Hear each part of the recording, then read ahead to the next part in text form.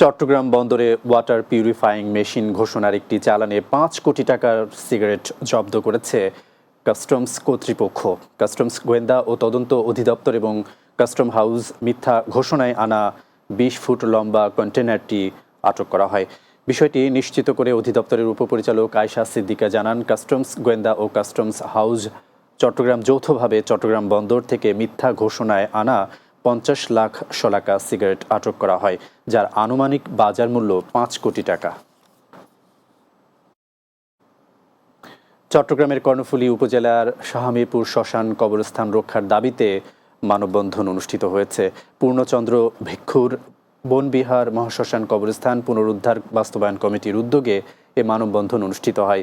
এ ব্যাপারে প্রধানমন্ত্রীর হস্তক্ষেপ কামনা করেন স্থানীয় ভুক্তভোগীরা।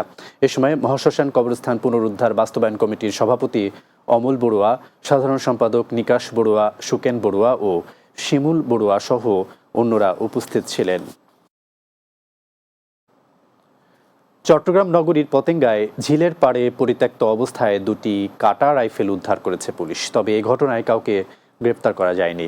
শুক্রবার দুপুরে দক্ষিণ পতেঙ্গার ফুলছড়ি পাড়ায় ঝিলের পাড়ে এই অস্ত্র দুটি পাওয়া যায়। বিষয়টি নিশ্চিত করেছেন পতেঙ্গা থানার ভারপ্রাপ্ত কর্মকর্তা কবিরুল ইসলাম। তিনি জানান, দুপুরে খবর পেয়ে ঝিলের পাড়ে পরিত্যক্ত অবস্থায় দুটি কাটা রাইফেল উদ্ধার করা হয়। তবে অস্ত্রগুলো কে বা কারা সেখানে রেখেছে এখনো জানা যায়নি। বিষয়টি তদন্ত করা হচ্ছে।